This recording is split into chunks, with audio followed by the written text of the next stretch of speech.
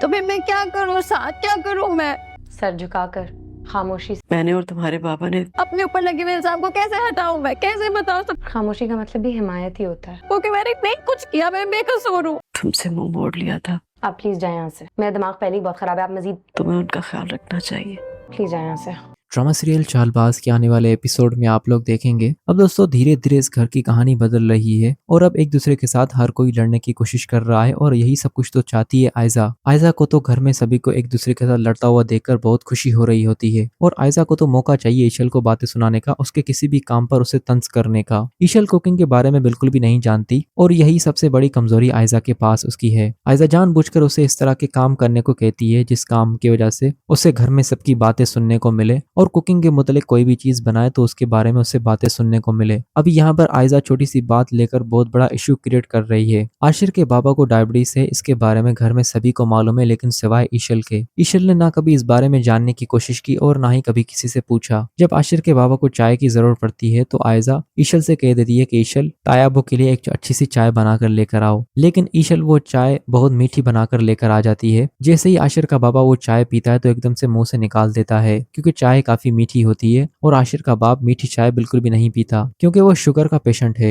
ईशल ने इतने अच्छे से चाय बनाई थी लेकिन उसकी चाय बनाना उसके लिए जहमत बढ़ गई। ईशल को मालूम नहीं था कि आशिर का बाबा चाय फीकी पीता है। यही बात लेकर आयजा उससे बातें सुनाना शुरू कर देती है। ईशल कहती है मुझे मालूम नहीं था आपको डायबिटीज है, वरना मैं आपके लिए बगैर चीनी वाली चाय बना लेती। इसी बात पर आयजा उससे कहेगी तुम्हें इतना तो मालूम होना चाहिए कि तुम्हारे ससुर कौन सी चाय पीते हैं, तुम्हें अभी तक इस बारे में मालूम नहीं पड़ा और तुम तो पढ़ी लिखी समझदार हो कि फीकी चाय कौन पीता है, तुम्हें इतनी सी बात की समझ नहीं। सभी के सामने आयजा उसे बातें सुना देती है। जब उसे आयजा बातें सुना रही होती है तो आशिर कुछ भी नहीं बोलता और यही बात ईशल को आशिर की बार बार बुरी लगती है कि जब आयजा भाभी मुझे बातें सुनाती है तो आशिर खामोश क्यों हो जाते हैं, उन्हें मेरे डिफेंस में कोई जवाब क्यों नहीं देते। लेकिन आयजा ने आशिर को तो पागल बना रखा है। जैसे उसकी भाभी कहती है वो उसकी बातें सुनकर और उसकी बातें मान भी लेता है। जब ईशल चाय बनाकर आ रही होगी तो किचन में उसका पाँव स्लिप हो जाएगा और वो वहां पर गिर जाएगी। उसे काफी गहरी चोट लगती है जिसकी आवाज सुनकर आशिर और रूहान दौड़े चले आते हैं किचन की तरफ। ये बात ईशल की माँ को भी पता चल जाती है तो वो घर आकर बहुत बड़ा बवाल मचा देती है और सभी के सामने आशिर के बाबा को बातें सुना देती है कि आज मेरी बेटी के साथ ये छोटा सा हादसा हो गया, अगर मेरी बेटी के साथ कुछ और हो जाता तो उसका जिम्मेदार कौन होता, आप या आपका ये बेटा। ये बात सुनकर आशिर का बाबा कोई भी जवाब नहीं देता और चुपचाप ईशल की माँ की बातें सुन लेता है। लेकिन ये बात आशिर को बहुत बुरी लगती है ईशल की माँ की और आशिर ईशल से कहता है आज तक बाबा के साथ किसी ने भी ऊंची आवाज में बात नहीं की, तुम्हारी माँ को बाबा के साथ इस तरह बात नहीं करनी चाहिए थी। ये घर में जितने भी फसाद हो रहे हैं इन सब की जड़ आयजा है क्योंकि आयजा की चालबाजी अभी तक किसी को समझ नहीं आ रही सिवाय उसकी बहन और ईशल के। बाकी सभी लोगों ने अपने आंख और कान पर पट्टी बांध दी है, उन्हें ना कुछ दिखाई देता है और ना ही कुछ सुनाई देता है। घर में इतना सब कुछ हो जाने के बाद रात के टाइम पे रूहान अपनी बीवी अनाया से कहेगा जब से शादी हुई है पता नहीं घर में कुछ ना कुछ होता रहता है, पता नहीं हमारे घर को क्या हो गया है, किसकी नजर लग गई है। जिस पर अनाया उससे कहती है तुम इस बारे में क्या कभी जानना नहीं चाहोगे कि ये सब कुछ आखिर क्यों हो रहा है। ये बात अनाया की सुनकर रूहान उसकी तरफ देखेगा और काफी हैरान होगा, लेकिन फिलहाल अनाया उसे कुछ भी नहीं बताएगी क्योंकि वो खुद सही वक्त का इंतजार कर रही है अपनी बहन का बुरा हाल देखने के लिए और उसकी बहन का बुरा हाल सिर्फ वो ही नहीं बल्कि पूरा घर देखेगा।